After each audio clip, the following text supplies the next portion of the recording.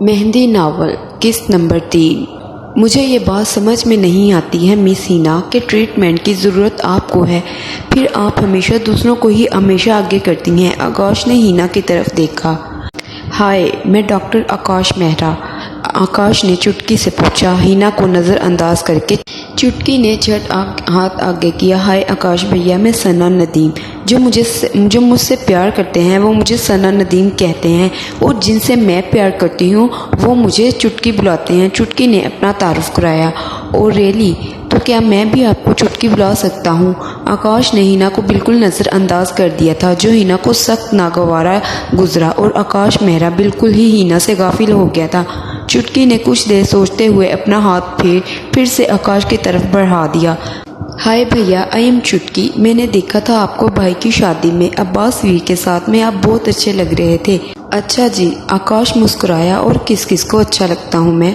आकाश ने हिना की जानिब देखकर चुटकी से कहा। इसके बाद हिना रुकी नहीं, बस चुटकी का हाथ थामा और तेजी से डॉक्टर आकाश मेहरा के रूम से निकल गई। खड़ूस अकड़ू खुद को समझता क्या है, मुझे थोड़ा ना प्यार हो गया था इससे कि मैं अस्पताल गई थी, इसलिए हाजरा और चुटकी दोनों ने एक साथ कहा। तो फिर आप किस लिए थी? आप भी अगर जाना ही होता है तो खुद ही जाया करें, हमारे सरों पर क्यों बंदूक तान कर हमें निशाना बनाकर आगे ले जाती हैं? हिना ने दोनों को घूर कर देखा। बस बच्चू जी, मेरा मेडिकल का आखिरी साल है, देखना अगर हल्का सा भी तुम दोनों को बुखार हुआ तो मैं 10-10 इंजेक्शन लगाऊंगी।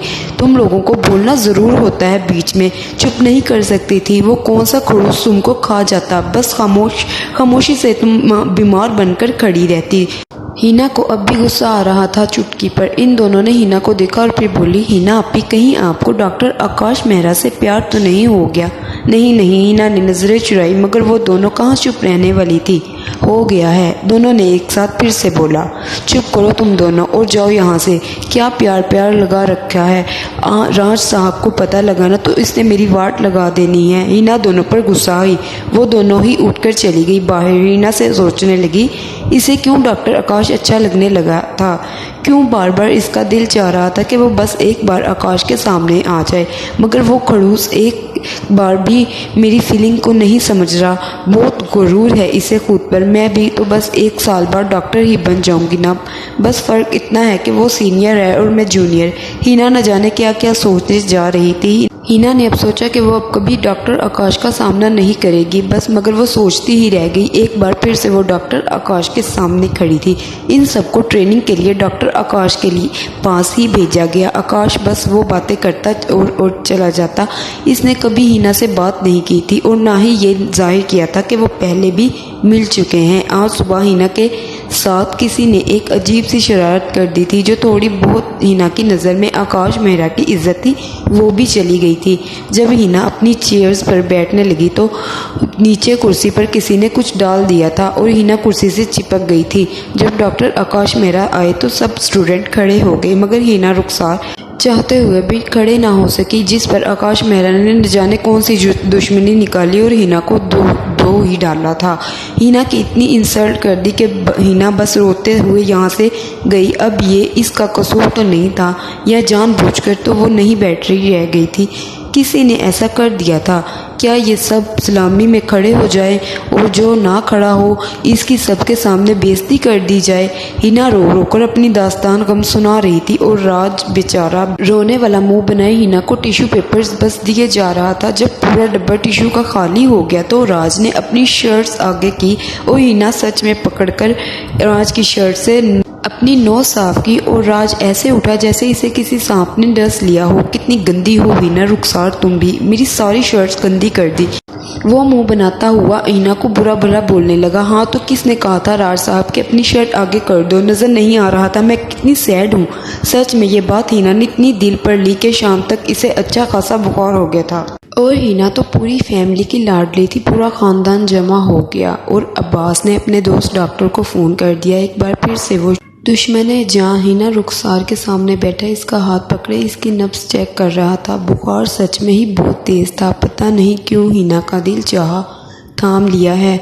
जो एक बार हाथ मेरा तो उम्र भर इसे यूं ही थामे रखिए, छोड़ दिया अगर कहीं तो हम जान से ना गुजर जाएं। बस हिना का भी दिल चाहा कि वक्त ठहर जाए, मगर फिर से इसे सुबह वाली बात याद आई।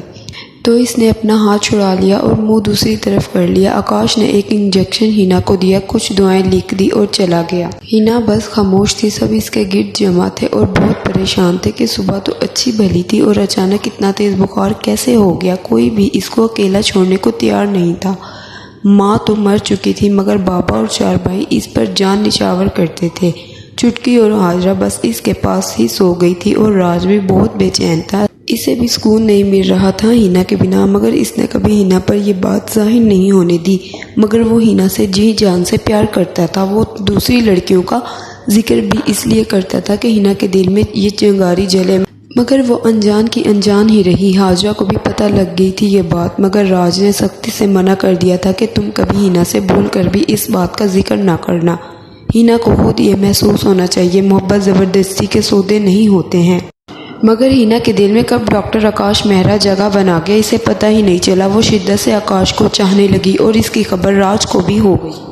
वो पहले सोच रहा था कि मैं ये करूँगा वो करूँगा। इसने कभी नहीं चाहा था कि हिना के इसके सिवा किसी और की हो जाए, मगर वो ज़बरदस्ती मोहब्बत का भी कायल नहीं था। इसने अपनी मोहब्बत को मनो मट्टी के नीचे दफन कर दिया और हिना का साथ देने लगा। बहुत जल्द ये बात सबके सामने खुल गई। हिना डॉक्टर आकाश में दिलचस्पी ले रही है और ये बात किसी को गवारा नहीं हुई और ये सब ने मिलकर फैसला कर लिया दोनों की बहुत जल्द शादी कर देते हैं। बस फिर किसी ने हिना की ना सुनी और ना राज की। बस शादी की तैयारियां शुरू हो गई और मेहंदी के ही दिन भी साथ में निकाह भी रख दिया। पहले निकाह होगा और फिर मेहंदी। हिना बहुत परेशान थी और आकाश मेहरा का भी फ़ोन नहीं लग रहा था।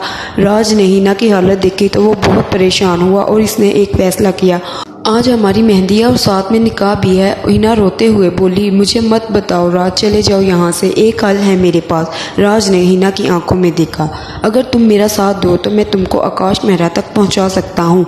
राज ने गहरी नज़रों से हिना की तरफ देखा। इसके अपने दिल पर क़यामत गुजर रही थी। ये कोई नहीं जानता था अपनी मोहब्बत को किसी और के हवाले कर देना, किसी और की झोली में डाल देना ये कोई आसान नहीं था, बहुत मुश्किल था। मगर राज इतना खुदगर्ज भी नहीं था कि अपनी मोहब्बत पाने के लिए वो हिना की मोहब्बत छीन ले। बस इसने ये फैसला किया कि वो मेहंदी से कुछ देर कबल हिना को ले जाएगा यहाँ से। ये बात हाजरा को पता लग गई और इसने अपने भाई के हक में फ़ैसला किया और सबको बता दिया कि भाई हिना को लेकर निकल रहे हैं यहाँ से।